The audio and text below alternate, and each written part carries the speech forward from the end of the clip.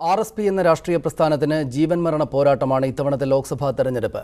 ഏക ജനപ്രതിനിധിയായ NK പ്രേമേന്ദ്രൻ കൊല്ലം സീറ്റിൽ തോറ്റാൽ RSPയുടെ രാഷ്ട്രീയ ഭാവി തന്നെ ഇരുളടയും.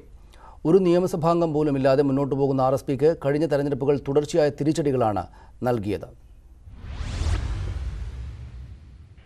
RSPയുടെ കുത്തകയായിരുന്നു ഒരു കാലത്ത് കൊല്ലം.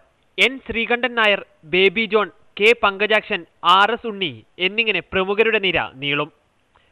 ഒരു വേള 11 MLAമാർ വരെ RSPക്കുണ്ടായിരുന്നു. സംസ്ഥാന രാഷ്ട്രീയത്തിലെ പ്രമുഖർ നയിച്ച പ്രസ്ഥാനത്തിന് പക്ഷേ ഇന്ന് പഴയ പ്രൗഢിയില്ല. 2014 കൊല്ലം പാർലമെന്റ് സീറ്റ് നിഷേധിച്ചതിൽ പ്രതിഷേധിച്ചാണ് RSP UDFിലെത്തിയത്.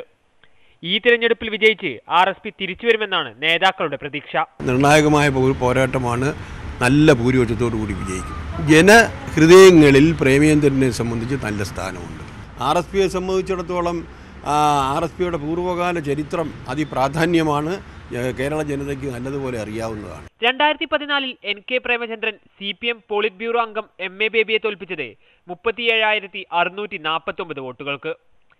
എന്നാൽ പിന്നാലെ എത്തിയ നിയമസഭാ തെരഞ്ഞെടുപ്പിൽ RSP വട്ടപൂജ്യമായി. LDFിലായിരുന്നപ്പോൾ 25 പഞ്ചായത്തുകളിൽ സ്ഥാനം നേടി. ചിലയിടങ്ങളിൽ തദ്ദേശ സ്വയംഭരണ സ്ഥാപനങ്ങളുടെ ഉപാധ്യക്ഷ സ്ഥാനവും RSP നേടി. കഴിഞ്ഞ നിയമസഭാ തെരഞ്ഞെടുപ്പിൽ ഒരു നേട്ടവും ഉണ്ടാക്കാൻ RSPക്ക് കഴിഞ്ഞിട്ടില്ല. തദ്ദേശ തെരഞ്ഞെടുപ്പിൽ പഞ്ചായത്ത് അംഗങ്ങളുടെ എണ്ണം 2 കുറഞ്ഞു.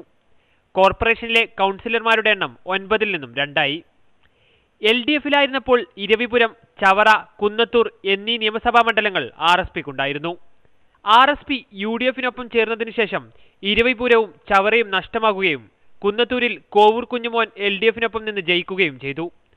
കൂടാതെ മത്സരിച്ച ആറ്റിങ്ങലിലും കയ്പമംഗലത്തും RSP പരാജയം നേരിട്ടു. അതിനാൽ തന്നെ RSPക്ക് നിലനിൽപ്പിന്റെ കൂടി പോരാട്ടമാണ് ഇത്തവണത്തെ ലോക്സഭാ തെരഞ്ഞെടുപ്പ്. News 18 കൊല്ലം.